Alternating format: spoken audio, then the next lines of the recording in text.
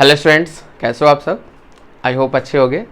In the previous class हमने almost 3 concentration terms पढ़ी थी, molarity, formality, as well as molarity, और 5 पहले वीडियो में पढ़ चुके थे। तो that means total 8 concentration terms तो हम फिनिश कर चुके हैं।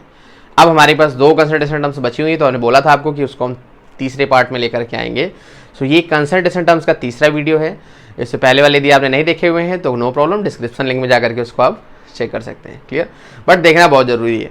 तो यहाँ से विदाउट एनी डिले स्टार्ट करते हैं टॉपिक आपका नॉर्मेलिटी। अब आप बोलोगे सर ये स्पेलिंग चेंज हो गई है तो मोलैरिटी, साउंड तो वैसे ही कर रहा है। तो साउंड में अपीयरेंस में डिफरेंस हो सकता है। बात आ रही नॉर्मेलिटी। अब लॉजिक समझिए कि हमारे पास क्या है। शॉर्ट में यदि वर्ड लिखना चाहें हम तो क्या हो जाएगा, नंबर ऑफ इक्विवेलेंट पर यूनिट वॉल्यूम। कुछ आपको मैच करता हुआ दिख रहा होगा, ये किससे?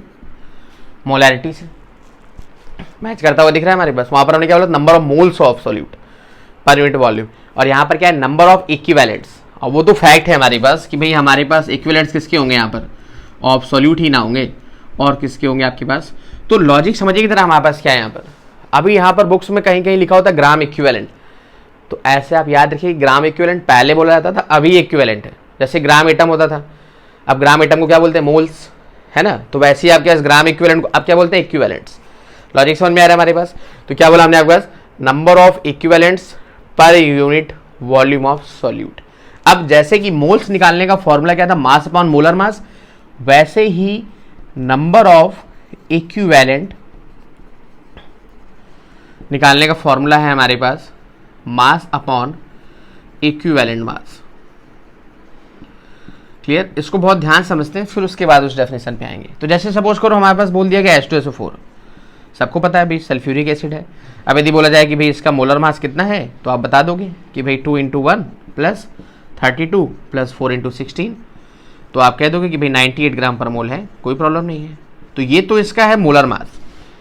बात समझ में आ रही है। This one is atomic mass और मोलर मास। अब यदि हमें इसका इक्विवेलेंट मास निकालना है तो हम क्या कर देते हैं, 98/2, तो क्या आ जाता है हमारे पास 49 ग्राम पर इक्विवेलेंट। याद रखिए ग्राम पर इक्विवेलेंट, क्योंकि ये मोल नहीं है तो ये ग्राम पर मोल आ रहा है, क्योंकि 1 मोल का है, ये ग्राम पर इक्विवेलेंट। अब आप बोलो सर ये कैसे कर दिया आपने, तो इसके लिए एक सेपरेट वीडियो बनाया हुआ है पूरा प्रॉपर, जहां पर आपके पास सॉल्ट्स के लिए कैसे निकालते हैं। ये होता है आपके पास क्या, relation equivalent mass equal to molecular mass upon Z. Z क्या है हमारे पास, जेड एक इक्विवेलेंट फैक्टर है जो आपके पास पर इक्विवेलेंट को शो करता है। तो सॉल्ट के लिए आपके पास अलग वैल्यू होती है, एसिड के लिए अलग होती है, बेस के लिए अलग होती है। तो पूरा एक वीडियो पड़ा हुआ है पूरा इक्विवेलेंट वेट करके, तो वो आप सर्च आउट करके देख लो। बहुत इंपॉर्टेंट वीडियो है आपके पास, प्रॉपर आपको समझ में आ जाएगा। हम यहाँ पर आपको रफली बता देते हैं कि यहाँ पर H2SO4 में आप देख पा रहोगे कि जब आप इसको ब्रेक करोगे तो यहाँ से क्या मिलेगा, 2H + SO4 2-, तो ये आयन की फॉर्म में है। तो हमने पढ़ा हुआ है कि जब कभी आयन की फॉर्म में होता है तो जेड की वैल्यू टोटल नंबर ऑफ या तो पॉजिटिव चार्ज ले लो और या total number of negative charge ले लो। तो टोटल पॉजिटिव चार्ज कितना है, 2, टोटल नेगेटिव चार्ज कितना है, 2, तो कोई भी उनमें से ले लो, वही आपके पास किसकी वैल्यू हो जाएगी, जेड की। तो दैट इज रीजन कि टोटल पॉजिटिव चार्ज 2 है। तो आपको करना क्या है कि जो मॉलिक्यूलर मास होता है या मोलर मास होता है उसमें आपको जेड से डिवाइड करा देना है। फिर से रिपीट करना, जेड क्या है आपके पास, इक्विवेलेंट फैक्टर। बात समझ में आ रही है हमारे पास। सबके लिए अलग अलग होता है, सॉल्ट के लिए अलग, एसिड के लिए अलग, बेस के लिए अलग। कैसे निकालते हैं वीडियो में आप उसको देख सकते हैं। वीडियो का नाम क्या है, इक्विवेलेंट यस वेट। ये आपका आई बटन में आप उसको चेकआउट कर सकते हैं। खैर, तो ये तो हमारे पास कंडीशन हो गई। तो अब यहाँ पे देखिएगा number of equivalents per unit volume.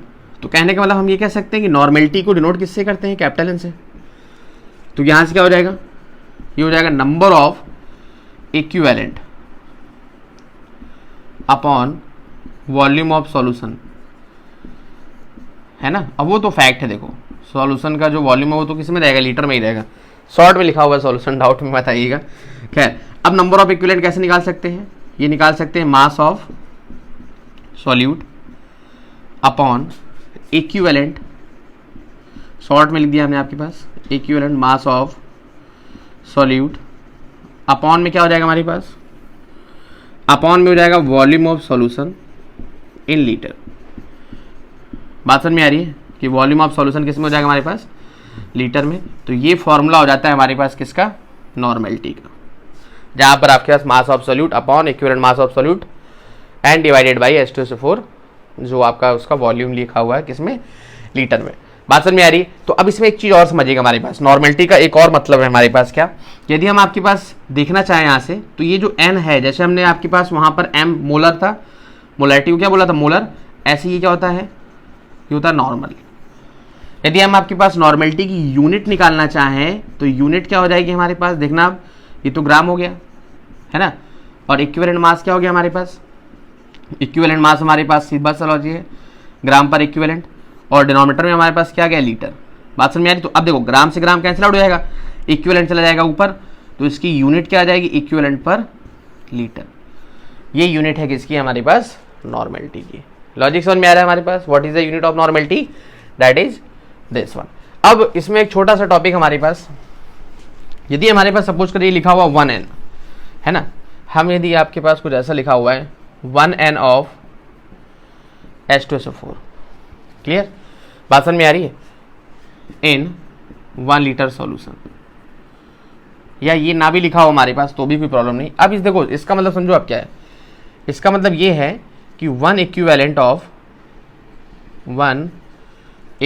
Of H2SO4 in 1 litre solution, ये है इसका मतलब कि नहीं है हमारे पास, बताइए अब है, क्यों, क्योंकि हमने ये तो पढ़ा था कि यदि 1m होता तो मतलब 1 mole of solute in 1 litre of solution, तो यदि n है तो ये m का मतलब आपका मोल से निकलता है, मोलैरिटी मोल से निकलती है, और नॉर्मेलिटी किससे निकलती है, इक्विवेलेंट पे। तो 1 equivalent of H2SO4 in 1 litre solution. अब यदि बोला जाए कि ये और आगे कैसे डिफाइन किया जा सकता है, तो आप देख लो 1 इक्विवेलेंट ऑफ H2SO4 का मास कितना होता है, लॉजिक समझ में आ रहा है। तो हमने क्या बोला कि 1 इक्विवेलेंट ऑफ H2SO4 मतलब कि जो इसका इक्विवेलेंट मास होता है किसका, H2SO4 का। तो कैसे निकाल सकते हो, हमने पढ़ा हुआ है कि H2SO4 का मोलर मास 98 होता है, डिवाइड कर दो 2 से, तो क्या रहता है हमारे पास 49 ग्राम पर इक्विवेलेंट। तो हम कह सकते हैं यहाँ पर कि इस पूरे का मतलब ये है कि भाई 49 ग्राम है हमारे पास H2SO4 इन 1 लीटर। बात समझ में आ रही है, कोई प्रॉब्लम, लॉजिक समझ में आ रहा है। कि यदि मोलैरिटी होती यहाँ पर कैपिटल M होता तो इसका मतलब होता 98 ग्राम H2SO4 है इन 1 लीटर, और लेकिन यहाँ पर यदि नॉर्मेलिटी है तो यहाँ पर क्या हो गया हमारे पास 49 gram of H2SO4 in 1 litre solution. Logic समझ में आ रहा है हमारे पास, क्लियर है। तो ये चीज़ आपकी काफ़ी इंपॉर्टेंट थी, तो इसको आप समझ सकते हो। अब इसके थोड़ा सा कुछ क्वेश्चंस कर लेते हैं। अच्छा, क्वेश्चंस करने से पहले हमारे पास जैसे हमने बोला नॉर्मल, तो अब नॉर्मल में भी देखिएगा हमारे पास क्या कंडीशन है। तो यदि बोल दिया जाए बाई नॉर्मल, तो बाई नॉर्मल का मतलब क्या हो गया कि जो उसकी नॉर्मेलिटी है वो कितनी होगी 2n। ऐसे बोल दिया जाए ट्राई नॉर्मल, तो भाई हमारे पास क्या हो जाएगा 3n। तो ऐसे अप टू सो ऑन चलता चला जाएगा, टेट्रा नॉर्मल, पेंटा नॉर्मल, है ना। ऐसी यदि हमारे पास हमने उसमें पढ़ा हुआ था, यदि सपोज करो दिया बोल दिया गया सेमी नॉर्मल, तो अब सेमी नॉर्मल का मतलब आपको पता होना चाहिए क्या हो जाएगा n/2। यदि आपसे बोल दिया जाए हमारे पास डेसी नॉर्मल, तो अब डेसी नॉर्मल क्या हो जाएगा हमारे पास n/10। ऐसी सेंटी है तो n/100। यदि आपके पास ऑलमोस्ट आगे मिली है तो n/1000। मोलैरिटी में सारा पढ़ा हुआ है ना हमने आपका, तो याद रखना जहां मोलैरिटी है वहां नॉर्मेलिटी, फैक्टर्स वही है, बट डिफरेंस केवल यहाँ पर ये है कि वहां पर जेडे इंट्रोड्यूस हो जाता है, केवल इतना सा लॉजिक। बात समझ में आ रही है हमारे पास, तो वो चीज़ हमको समझनी है।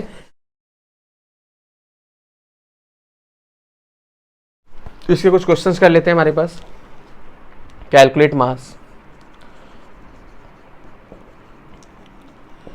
पहला लिखा हुआ हमारे पास फर्स्ट नंबर 1n H2SO4, ये तो हमारे पास ऑलमोस्ट, तो आप इसको लिख सकते हो n/5, क्लियर। और दूसरा हमारे पास लिख सकते हो n/10 ऑफ HCl। ये हमारे पास कुछ ऐसी कंडीशन लिखी हुई है कि भाई हमारे पास पहला क्या हो गया आपके पास कुछ ऐसी कंडीशन, दूसरी आपके पास ये हो गया। तो अब इससे बड़ा सिंपल सा है कि n/5 है, तो आपको हमने बताया था प्रीवियस क्लास में फॉर्मूला क्या कि नॉर्मेलिटी, वहाँ पे मोलैरिटी थी, क्लियर, इनटू वॉल्यूम। अच्छा, वॉल्यूम यदि आपका लीटर में है तो डिनोमिनेटर में कुछ नहीं होगा, यदि वॉल्यूम आपका ml में है तो अपॉन में 1000, यदि वॉल्यूम सेंटीमीटर क्यूब में है तो अपॉन में 1000, यदि वॉल्यूम dm क्यूब में भी है तो भी कोई चीज़ नहीं होगी, ये चीज़ याद रखनी है। इनटू वहाँ मोलर मास था, यहाँ इक्विवेलेंट मास हो जाएगा। बात समझ में आ रही है। तो ये सिंपल सा फॉर्मूला है यदि आपको निकालना है क्या मास। मास आप यहाँ से फाइंड आउट कर सकते हो। क्लियर, कोई प्रॉब्लम यहाँ पर? तो अब आप देख लो जरा हमारे पास कंडीशन क्या हो जाएगी। नॉर्मेलिटी दी गई 1/5, वॉल्यूम तो ऑब्वियस सी बात है 1 ही होगा, क्योंकि इसका मतलब क्या है कि 1/5 equivalents of H2SO4 in 1 litre multiplied by क्या करा दें, इक्विवेलेंट वेट कितना है इसका 49, तो यहाँ से आपके पास ये कैंसिल आउट हो जाएगा, तो क्या हो जाएगा 9.8। बात समझ में आ रही है हमारे पास, है ना, 9.8 और 9.8 क्या ग्राम। यहाँ से भी आप देखो सेम लॉजिक कि नॉर्मेलिटी 1/10, वॉल्यूम भी आपका 1 लीटर ही होगा, और यहाँ से HCl कितना होता है 36.5, कि भाई 1 + 35.5 36.5 ही ना हुआ, क्या गया हमारे पास 3.65 ग्राम। इसके लिए हम और क्वेश्चंस कर लें आपके पास, तो देख लीजिए हमारे पास क्या लिखा हुआ है। तीसरा 2 litre of N/5 H2SO4, clear. और एक और क्वेश्चन यदि हम आपके पास लिख लें, देख लीजिएगा 500 ml of N/10 oxalic acid, है ना, ये कंडीशन। तो अब आप इसमें देखो जरा, बड़ा सिंपल सा लॉजिक है, बोलो सर इसमें वॉल्यूम भी ऐड हो गया, बात समझ में आ रही? तो बस वही क्वेश्चन जो हमने आपके मोलाइटी में कराए थे सेम उसी से रिलेटेड है, एन आ गया है यहाँ पर, वहाँ क्या था एम, क्लियर। तो अब देख लो जरा, सीधा सा लॉजिक है, ये चीज़ आपको याद रखनी, यदि ये चीज़ आपके पास याद रहेगी तो आपको कभी भी मास निकालने में प्रॉब्लम नहीं होगी। क्या, नॉर्मेलिटी इनटू वॉल्यूम, याद रखिएगा volume should be in litre, यदि लीटर में नहीं है तो आप उसको लीटर में करो, नहीं है तो करो ना, बात समझ में आ रही है?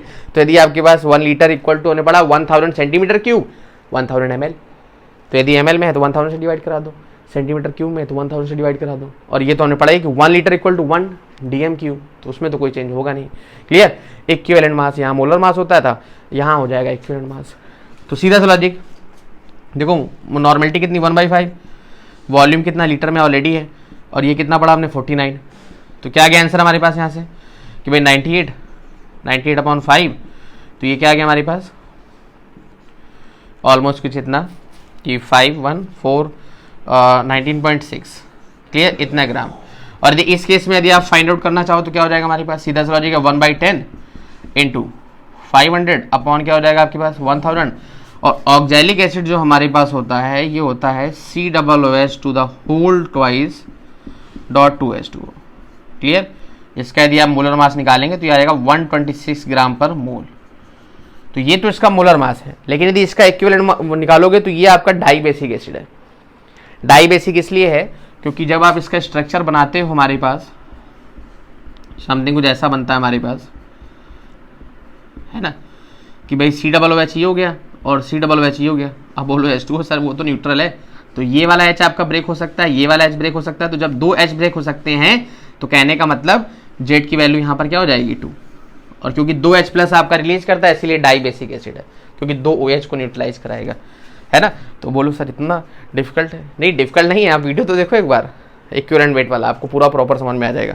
तो यही तो इसका मोलर मास हो गया, और Z की वैल्यू 2 आ गई क्योंकि डाई बेसिक है, तो क्या आ गया हमारे पास 63। अच्छा अब यहाँ पे देखिएगा ग्राम पर इक्विवेलेंट, ग्राम पर मोल नहीं, ग्राम पर इक्विवेलेंट, मोलर मास होता है ग्राम पर मोल में, इक्विवेलेंट में क्या होता है मास ग्राम पर इक्विवेलेंट में, तो दैट इज द रीजन कि यहाँ पर क्या हो जाएगा हमारे पास 63। तो ये आपके पास 500 से अपना क्या हो गया 2, और ये क्या हो गया 63/20, तो यहाँ से क्या आ गया हमारे पास 3 पॉइंट, फिर यहाँ से आ गया आपके पास 3.15 ग्राम, क्लियर, कोई प्रॉब्लम? ओके, नोट कर लीजिएगा।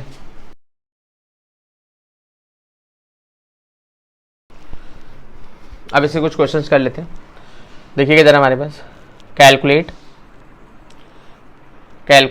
Normality of H2SO4 solution. अब आप बोलो सर हर जगह H2SO4 ही ले रहे हो, तो आप कुछ भी ले लो, हम तो आपको वो बता रहे, कंटेनिंग 9.8 ग्राम ऑफ H2SO4 पर dm³ सॉल्यूशन, क्लियर। तो एक टाइप ऑलमोस्ट आप समझिए, आप करते हो किसी को भी लेके कर सकते हो, कोई भी आपके पास सोल्यूट दिया गया हो सकता है, बट मेन थिंग इज कि कॉन्सेप्ट क्या है, so we have to work on the concept not what we are just taking. तो अब यहाँ पे देखिएगा हमारे पास क्या है, क्वेश्चन बनाने में एक्चुअली कोई नया लो तो उसमें और ज़्यादा डिफिकल्ट कैलकुलेशन होगी, तो बेटर ये जितना जल्दी हो जाए। तो calculate normality of H2SO4 solution containing 9.8 gram of H2SO4 पर डीएम क्यूब ऑफ सॉल्यूशन। तो नॉर्मेलिटी निकालनी है, तो मतलब ये तो फैक्ट हो गया कि नंबर ऑफ इक्विवेलेंट्स, इक्विवेलेंट कैसे निकालोगे, मास अपॉन मोलर मास आपको पता है 98 अपॉन, अब यहाँ पर देखिए पर डीएम क्यूब, तो डीएम क्यूब का हमने बताया आपको कि 1 लीटर इक्वल टू जो होता है वो होता है 1 डीएम क्यूब। बात समझ में आ रही है? सो डैट इज रियन कि यहाँ पर हम डिनोमिनेटर में क्या कर देंगे, आपके पास 1 कर देंगे। अब ये ऑलरेडी लीटर में दिया गया ना, डीएम क्यूब का मतलब 1 लीटर ही तो है, तो यहाँ से आपके पास एन की वैल्यू क्या आ गई हमारे पास 1। अच्छा यहाँ पर एक चीज़ रॉन्ग हो गई, ये आपके पास क्या 49 है ना हमारे पास। बात समझ में आ रही है? क्योंकि इक्विवेलेंट मास ना करोगे, तो इक्विवेलेंट मास करोगे तो ये हमारे पास क्या आ जाएगा 0.2 अपॉन 1, तो यहाँ से आंसर क्या आ जाएगा 0.2। कोई प्रॉब्लम? बात समझ में आ रही है? सिंपल सा लॉजिक है। अच्छा इसी में एक यदि छोटा सा क्वेश्चन और ऐड कर लें, देखिएगा जरा हमारे पास क्या लिखा हुआ है। क्वेश्चन सिंपल सा है, 0.84 gram of NaHCO3 is dissolved in 250 ml of solution. Calculate M and N। तो भैया इसमें मोलैरिटी भी निकालनी है और नॉर्मेलिटी भी निकालनी है, दोनों चीज़ें निकालनी है। बात समझ में आ रही? Molarity as well as normality. तो पहले क्या निकालोगे, बोलो सर पहले मोलैरिटी निकालो, ज़्यादा आती है। खैर देख लो आप, तो मोलैरिटी के लिए क्या होना चाहिए, मोल्स ऑफ सोल्यूट।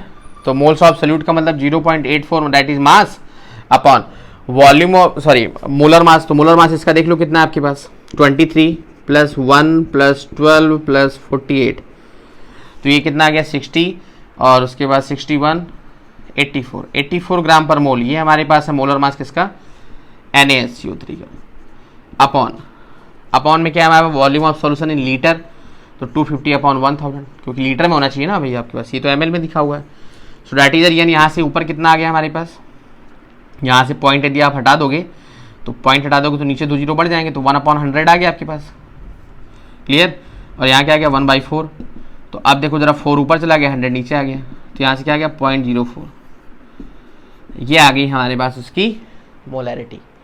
बात समझ में आ रही है? यदि अब नॉर्मेलिटी निकालनी है आपको, तो नॉर्मेलिटी देख लो क्या हो जाएगा हमारे पास 0.84, और यहाँ पर देखिए नंबर ऑफ केटायंस कितने हैं। अब जब इसको आप डिसोसिएट करोगे तो Na प्लस और HCO3 माइनस, तो आपके पास टोटल पॉजिटिव चार्ज भी 1 है, टोटल नेगेटिव चार्ज भी 1 है, तो जेड की वैल्यू 1 रहेगी। तो जो मोलर मास है वही आपका क्या रहेगा, इक्विवेलेंट मास। यहाँ से कन्वर्ट कर दिया आपने, सेम कंडीशन यहाँ से भी आपके पास आंसर कितना आ गया, कुछ इतना। तो यहाँ पर ये चीज़ आपको याद रखनी है कि मोलैरिटी नॉर्मेलिटी सेम हो सकती है सिर्फ और सिर्फ उस कंडीशन में जब हमारे पास जो जेड की वैल्यू वो क्या है 1 है। बात समझ में आ रही है? अब हम इससे एक रिलेशन पढ़ लेते हैं आपके पास। सो अब हम पढ़ेंगे आपके पास कि कैसे हम डायरेक्टली मोलैरिटी से नॉर्मेलिटी फाइंड आउट कर लें। तो यहाँ पर देख लीजिएगा relation between normality and molarity. Clear? ये हम आपका रिलेशन पढ़ रहे हैं। तो यहाँ से मोलैरिटी निकालो, डायरेक्ट नॉर्मेलिटी निकल आएगी। बात समझ में आ रही है? यह तो नॉर्मेलिटी निकालनी आती है तो बहुत बेटर है, लॉजिक समझ में आ रहा है तो डायरेक्ट ही हो जाएगा हमारे पास। लेकिन इक्विवेलेंट मास आना चाहिए, देखो वो नहीं आएगा तो दिक्कत होगी हमारे पास, जेड की वैल्यू कैसे निकालोगे। खैर तो अब यहाँ देख लो हमारे पास, जैसे मोलैरिटी जो हमने पढ़ी वो क्या पढ़ी हमने आपके पास, हमने पढ़ा आपके पास कि मोल्स ऑफ सोल्यूट है ना, अपॉन क्या पढ़ा हमने आपके पास, volume of solution in litre. अब वहीं पर जो नॉर्मेलिटी तुमने पढ़ी वो क्या पढ़ा आपके पास, equivalent of number of equivalent of solute upon volume किस में पढ़ा तुमने आपके पास, लीटर में। तो अब यहाँ पर देख लो हमारे पास जो मोल्स निकालने का फॉर्मूला है वो क्या है, मास है ना, कि भाई मास हो गया हमारे पास मास ऑफ सोल्यूट और अपॉन क्या हो गया मोलर मास ऑफ सोल्यूट। तो यहाँ से मोलर मास किस में आ जाएगा, डिवाइड में मल्टीप्लाई में आ जाएगा डिनोमिनेटर में, और ये कुछ ऐसा ही रहेगा हमारे पास। क्लियर? और यहाँ पर यदि आप इसको लिखना चाहो तो ये तो मास ऑफ सोल्यूट तो रहेगा है ना, मास ऑफ सोल्यूट रहेगा, डिनोमिनेटर में क्या आ जाएगा हमारे पास इक्विवेलेंट मास, और मल्टीप्लाइड बाई क्या रहेगा वॉल्यूम लीटर में रहेगा। अब इक्विवेलेंट मास को क्या लिख सकते हो आप, ये आपके पास हो गया मास ऑफ सोल्यूट, और जो इक्विवेलेंट मास है अभी हमने बताया था कि इक्विवेलेंट मास क्या होता है, मॉलिक्यूलर मास अपॉन जेड, और वॉल्यूम किस में होना चाहिए, लीटर में। तो अब जेड कहाँ चला गया, ऊपर चला गया, क्योंकि डिनोमिनेटर में सबसे ऊपर जाएगा। तो यहाँ क्या बचेगा हमारे पास, यहाँ बचेगा हमारे पास मास ऑफ सोल्यूट है ना, अपॉन क्या बचा हमारे पास molar mass multiplied by volume of solution in litre. और हमने पढ़ा हुआ यही फॉर्मूला तो लिखा हुआ है आपके पास मोलैरिटी का, डायरेक्ट फॉर्मूला। तो यहाँ से आपने क्या देख लिया कि जो नॉर्मेलिटी होती है वो जेड टाइम्स होती है किसका, मोलैरिटी का। बात समझ में आ रही है? अच्छा लगा आपके पास, है ना, कि आप जेड निकाल लो और जेड यदि एक बार निकल आया तो मोलैरिटी में मल्टीप्लाई कर दो डायरेक्ट, तो आपके पास आंसर आ जाएगा। लॉजिक समझ में आ रहा है हमारे पास? इससे पहले वाला क्वेश्चन देखो सर आप, वहाँ पर आपके पास जेड की वैल्यू 1 आ रही थी और उसकी मोलैरिटी भी 1 आ रही थी, वो 0.04, तो मल्टीप्लाई करा देते तो क्या आ जाता 0.04 डायरेक्टली, ये सब करने की जरूरत ही ना पड़ती। तो ये रिलेशन आपको याद रखना है कि normality equal to molarity into number of equivalent. Clear? Last class में आपके पास मोलैरिटी के लिए पढ़ा हुआ था क्या, वहाँ मोलैरिटी इक्वेशन पढ़ी थी, यहाँ पढ़ेंगे अब आपके पास नॉर्मेलिटी इक्वेशन। अच्छा, नॉर्मेलिटी इक्वेशन में भी सीधा सा लॉजिक है, दो केस बनेंगे। अच्छा, जैसे मोलैरिटी है वैसे नॉर्मेलिटी है, तो डाउट लेने की जरूरत नहीं है आपको। क्लियर? तो पहला हमारे पास क्या है, case 1, when different volume but same amount of substance. Clear? तो अब ये वही कंडीशन है हमारे पास, हमने पढ़ा हुआ था कि दोनों में मोल्स क्या थे, सेम थे। कहने का मतलब आपके पास कुछ ऐसी कंडीशन है कि यहाँ पर सपोज करिए जो मोल्स हैं हमारे पास, हम ले लें N1, यहाँ पर मोल्स आपके पास कितने थे, आपके पास सॉल्यूट के N2। तो यदि N1 इक्वल टू N2 है, N1 इक्वल टू N2, तो फॉर्मूला जरा यहाँ पर देख लो आप, क्या कि नॉर्मेलिटी का फॉर्मूला क्या है, number of equivalents of solute upon volume of solution in litre. तो आप N को क्या लिख सकते हो, NV लिख सकते हो।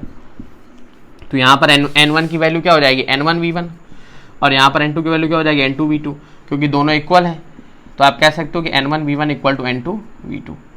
क्लियर? बात समझ में आ रही है? तो ये थी आपके पास नॉर्मेलिटी इक्वेशन, मोलैरिटी में डिटेल में पढ़ा था हमने। क्लियर? उसमें क्वेश्चंस भी पढ़े थे, तो वो लॉजिक सेम है कि जहाँ पे मोलैरिटी है वहाँ नॉर्मेलिटी आ जाएगी। पूरे क्वेश्चन सेम उसी तरीके से लगेंगे जैसे हमने उसमें पढ़े थे, तो इसलिए इसमें हम आपको उसको नहीं बता रहे हैं, फॉर्मूला सिंपल बता रहे हैं। एग्जाम्पल आप प्रीवियस मोलैरिटी वाले में देख सकते हो, और रिलेशन क्योंकि आपको पता है जो मोलैरिटी आएगी उसमें मल्टीप्लाई करा दो जेड का नॉर्मेलिटी आ जाएगी, तो इसलिए हम इसको एक्सपेंड नहीं कर रहे हैं। क्लियर? बात समझ में आ रही है? दूसरा हमने क्या पढ़ा था, केस 2, ये तो आपका केस 1 हो गया। केस 2 हमने पढ़ा था कि जब आपके पास when different amount and different volume, कि वॉल्यूम भी आपके पास डिफरेंट हो जाए और जो अमाउंट है वो भी डिफरेंट हो जाए, इज प्रेजेंट, कह सकते हो आप इन केस ऑफ मिक्सचर, कि मतलब आपके पास वो केस किसका है, मिक्सचर का है। तो जब मिक्सचर का है तो ऑब्वियस सी बात है हमारे पास यहाँ पर क्या हो जाएगा, N1V1 और यहाँ क्या हो जाएगा, N2V2, और कंबाइन होकर के जो मिलेगा, अब इसको हम इरेज कर दें आपके पास, तो जो कंबाइन होकर के रिजल्टिंग सॉल्यूशन मिलेगा, ये कंडीशन किसकी है, जब आपका मोल्स इक्वल नहीं है। तो रिजल्टिंग सॉल्यूशन के मोल्स हम लेट कर लें n है ना, और उसकी जो नॉर्मेलिटी है उसको लेट कर लें क्या है, आपके पास n है। तो यदि हमको आपके पास रिजल्टिंग सॉल्यूशन फाइंड आउट करना है तो क्या कर सकते हो आप, N1 प्लस N2 कर दो, तो वैल्यू क्या आ जाएगी, n, कि टोटल मोल्स निकालने, तो भाई जितना मोल्स इसमें जितना मोल्स इसमें ऐड करोगे तो उसमें टोटल मोल्स आ जाएंगे। तो N1 की वैल्यू क्या निकल के आ जाएगी यहाँ से, N1V1 प्लस यहाँ से आपके पास N2 की वैल्यू क्या हो जाएगी, N2V2, और जो ये आपके पास टोटल नंबर ऑफ मोल्स आए यहाँ से वैल्यू क्या आ जाएगी, NV, कि भाई हमारे पास नॉर्मेलिटी n हो गई और वॉल्यूम आपका v हो गया। वॉल्यूम का मतलब यही तो हुआ कि v की वैल्यू क्या हो गई, V1 प्लस V2, तो ये हमारे पास हो गया NV। तो यहाँ से नॉर्मेलिटी यदि आपको निकालनी है तो क्या हो जाएगा, N1V1 प्लस N2V2 अपॉन क्या आ जाएगा, v, और v की जगह क्या लिख सकते हो, V1 प्लस V2। तो ये हमने ड्राइव किया था प्रीवियस आपके पास मोलैरिटी वाले कंडीशन में, सारे एग्जांपल्स भी करे थे इसके, इसलिए हम इसका भी एग्जांपल्स नहीं करा रहे हैं। मोलैरिटी में आप देखिए वो आपका काफ़ी बड़ा वीडियो था, उसमें प्रॉपर तरीके से एक्सप्लेन किया था हमने, पूरे एग्जांपल्स कराए थे, तो वहाँ पर आप देख सकते हो एक्सप्रेशन हमने ड्राइव करके आपको बता दिए, सेम तरीके से आपका वर्क होने वाला है। क्लियर? सो यहाँ से आपके पास ये नॉर्मेलिटी आपका फिनिश हो गया। तो नॉर्मेलिटी में हमने क्या पढ़ा कि व्हाट इज़ नॉर्मेलिटी, पहली चीज़। सेकेंड हमने पढ़ा कि इसका एक्चुअल में एन का क्या मतलब होता है, मास कैसे निकालते हैं। मास निकालने के लिए आपको याद रखना सिंपल सा लॉजिक, क्या, जो भी आपके पास नॉर्मेलिटी दी गई है वॉल्यूम लीटर में होना चाहिए इनटू इक्विवेलेंट मास। यदि मोलैरिटी से मास निकालना है तो मोलैरिटी इनटू वॉल्यूम लीटर में into molar mass. Clear? Equivalent mass, molar mass में डिफरेंस हमने बता दिया किसका है, जेड का। क्लियर? कैसे निकालते हैं, equivalent mass equal to molecular mass upon Z, और जेड की वैल्यू एसिड बेस सॉल्ट तीनों के लिए अलग अलग होती है। कैसे होती है वो आप उसको प्रीवियस देख सकते हो। तो यहाँ से मोलैरिटी खत्म हो गया। यहाँ पर आप एक चीज़ देख सकते हो क्या, कि जो नॉर्मेलिटी होती है वो किस पे डिपेंड करती है, डिनोमिनेटर में वॉल्यूम है। ऐसे मोलैरिटी में भी वॉल्यूम था हमारे पास। तो same logic, normality, formality, molarity, क्योंकि डिनोमिनेटर में वॉल्यूम होता है इसलिए ये टेम्परेचर पे डिपेंड करती है, क्योंकि टेम्परेचर यदि चेंज होगा तो वॉल्यूम भी चेंज होगा। तो दैट इज द कि नॉर्मेलिटी भी टेम्परेचर के डिपेंडेंट होती है। लॉजिक समझ में आ रहा है हमारे पास? क्लियर? ओके, तो स्टार्ट करते हैं मोल फ्रैक्शन। अब यहाँ पर मोल फ्रैक्शन के नाम से ही समझ में आ रहा है आपको कि फ्रैक्शन तो आपको बचपन में पढ़ाया जाता है कि भाई 2/5 P/Q फॉर्म में। क्लियर? सो यहाँ पर डेफिनेशन इसकी क्या हो जाएगी हमारे पास, देख लीजिएगा। Ratio of number of moles of any component, moles of any component to the total number of moles of all component in the solution। Clear? बात समझ में आ रही है? तो अब ये फ्रैक्शन से ही समझ में आ गया होगा आपको कि भाई ये रेशियो होने वाला है, क्योंकि भाई फ्रैक्शन तो तभी जनरेट होगा जब P/Q होगा, और P/Q का मतलब रेशियो होगा हमारे पास। तो कहने का मतलब कि यदि सपोज करो कोई एक ऑलमोस्ट का सब्सटेंस है, अब उस सब्सटेंस में आपके पास ए भी है, बी भी है, सी भी है, तो ऑब्वियस सी बात है ए के मोल्स क्या हो जाएंगे Na, बी के मोल्स क्या हो जाएंगे Nb, सी के मोल्स क्या हो जाएंगे Nc। तो किसी का भी यदि मोल फ्रैक्शन आपको फाइंड आउट करना है, बात समझ में आ रही? देखिए क्या लिखा हुआ है, ratio of number of moles of any component to the total number of moles of all components. बात समझ में आ रही है कि इसको जो रिप्रेजेंट करते हैं, it is denoted by symbol, इसको बोलते हैं कुछ ऐसा। अब इसको लिखते तो CHI है, अब इसको कोई लोग काई भी पढ़ देते हैं, चाय भी पढ़ देते हैं, तो अपना अपना तरीका है, जिसका जो मन लगा वो ऑलमोस्ट पढ़ देता है। तो हम तो उसको चाय पढ़ते हैं, लेकिन जब भी स्पीड में बोलना हो तो एक्स बोल देते हैं। क्यों? क्योंकि एक्स बोलने में आसानी रहती है। अब इसका मतलब ये नहीं कि एक्स लिखा हो, आप बात समझ में आ रही? तो what is the symbol, that is चाई, या फिर आप कह सकते हो काई। क्लियर? ची न मत कहना भाई, ची दिक्कत हो जाएगी, खैर कह सकते हो। तो मोल फ्रैक्शन यदि ए का निकालना तो क्या हो जाएगा, देखिए ratio of number of moles of any component, जिसका मोल फ्रैक्शन निकालना भैया उसी के ना मोल्स लोगे। एनी का मतलब ये तो ना किसी के भी ले लो, बात समझ में आ रही है? Upon total moles, total moles का मतलब Na के, Nb के और Nc के। बात समझ में आ रही है? एक इसमें बहुत इंपॉर्टेंट फैक्ट दिखा रहे हैं आपको, जैसे Xb का है तो भाई मोल्स ऑफ B अपॉन में क्या हो जाएगा, Na plus Nb plus Nc। यदि आपको सपोज करो मोल फ्रैक्शन C का निकालना है तो क्या हो जाएगा, Nc अपॉन में क्या हो जाएगा, Na plus Nb plus Nc। अब जब आप तीनों को ऐड करो, है ना, तीनों के मोल फ्रैक्शन को यदि आप ऐड करो तो क्या हो जाएगा हमारे पास, भाई देखो डिनोमिनेटर तीनों का सेम है, तो डिनोमिनेटर तो भैया Na plus Nb plus Nc आ जाएगा, और डिनोमिनेटर सेम है तो न्यूमरेटर ऐड ना हो जाएगा, तो क्या आ जाएगा हमारे पास, Na plus Nb plus Nc। तो ये सबसे इंपॉर्टेंट फैक्टर था क्या, the sum of mole fraction of all components in any solution is always 1। बात समझ में आ रही है, क्लियर है? सो ये चीज़ आपको याद रखनी है कि भैया जो सम होगा वो हमेशा हमेशा क्या होगा, 1 होगा। तो कहने का मतलब कि 2 का निकाल लो, ऐड करके 1 में सब्ट्रैक्ट करा दो, तीसरे का ऑटोमेटिक आ जाएगा। यदि 2 ही दिए गए हैं सपोज करो तो 1 का निकाल लो, 1 में सब्ट्रैक्ट कर दो, दूसरे का आ जाएगा। बात समझ में आ रही? कोई डिफिकल्टी है हमारे पास? फिर जब हम ऊपर भी मोल्स हैं नीचे भी मोल्स हैं तो ऑब्वियस सी बात है मोल्स से मोल्स जब डिवाइड कराओगे तो यूनिट उनकी बचेगी नहीं, मोल से मोल कैंसिल आउट हो जाएगा। तो आप कह सकते हो कि मोल फ्रैक्शन इज यूनिटलेस, इसकी कोई भी यूनिट हमारे पास नहीं होती है, ओनली इट हैज़ मैग्नीट्यूड। खैर इसका एक छोटा सा क्वेश्चन कर लेते हैं।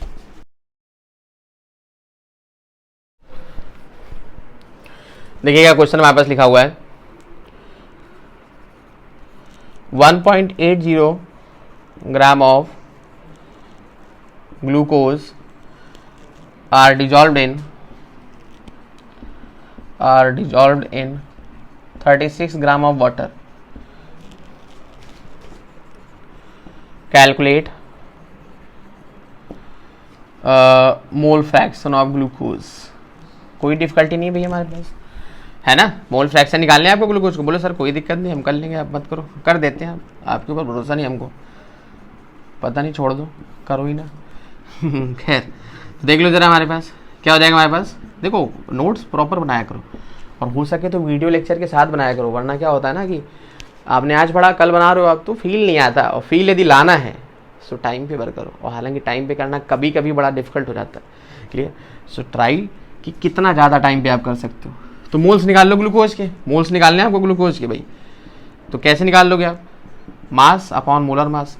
और इतने क्वेश्चंस करें तो ये तो रट ही गया होगा हमारे पास C6H12O6, और ये भी रट गया होगा 180 होता है ग्राम पर मोल। यूनिट हर जगह लिखा करो, क्योंकि यूनिट का ही नंबर मिलता है भाई। अब मत इसका मतलब ये नहीं क्वेश्चन का नहीं मिलता। तो क्या है हमारे पास 1/100, इतना मोल आ गया इसका। और यदि मोल आपको निकालना है वाटर का तो क्या हो जाएगा हमारे पास 36 अपॉन वाटर का तो आपको पता ही 18 होता है, तो 2 मोल आ गया हमारे पास। ठीक है। तो यहाँ से आप देख लो मोल्स ऑफ ग्लूकोज 1/100, और ये आपका 1/100 प्लस 2, तो यहाँ से आपके पास क्या हो गया 1/100, यहाँ से 1 + 2 100/100, है ना। तो 100 चला गया ऊपर, और नीचे क्या बचा 201 × 100, तो 100 से 100 कैंसिल आउट हो गया, तो क्या आ गया 1/201। तो ये मोल फ्रैक्शन आ गया आपके पास इसका ग्लूकोज का। और यदि कहीं निकालना हो आपको वाटर का तो आप फॉर्मूले से लगा लो, आएगा यही, क्या आएगा 200/201, क्योंकि दोनों का सम 1 ना होगा। तो यदि ग्लूकोज का इतना है तो 1 में सब्ट्रैक्ट करा दो, तो आ जाएगा किसका, वाटर का। बात समझ में आ रही है। तो यहाँ से आपके पास ये नॉर्मेलिटी भी फिनिश हो गई और मोल फ्रैक्शन भी फिनिश हो गया, पूरी कंसल्टेशन अब फिनिश हो गई। बहुत सारा एग्जांपल्स कराया हुआ, बहुत सारा न्यूमेरिकल कराया हुआ है, अच्छे से प्रैक्टिस करिए। अभी मैं ये मत सोचिए आपको पूरी कमांड हो गई, आपको जितना ज़्यादा प्रैक्टिस करोगे उतना ज़्यादा टॉपिक पे आपको कमांड आती जाएगी। यदि आप 11th में हो तो और स्ट्रांगली पढ़ो, ताकि 12th में आपको बिल्कुल डिफिकल्टी ना हो। और यहाँ से 11th का पहला चैप्टर भी फिनिश हो गया, that is some basic concepts of chemistry. Clear, सारे टॉपिक्स आपके फिनिश हो चुके हैं। ऑनलाइन टेस्ट के लिए आप रेडी रहिएगा। जिन्होंने एप्लीकेशन डाउनलोड नहीं किया हुआ है, डाउनलोड कर सकते हैं गूगल प्ले से RC classes, as well as जिन्होंने डाउनलोड कर लिया है वो अनाउंसमेंट चेक कर ले, डेट और टाइम आपका उसमें आ जाएगा। नेक्स्ट जो हम टॉपिक, नेक्स्ट चैप्टर जो स्टार्ट करेंगे वो रहेगा रिडॉक्स रिएक्शन। फर्स्ट पार्ट का पहला चैप्टर हमने कंप्लीट कर लिया, अब हम पढ़ेंगे सेकेंड पार्ट का पहला chapter, that is redox reaction. बहुत इंटरेस्टिंग चैप्टर है। Clear, till then enjoy and be motivated, stay focused.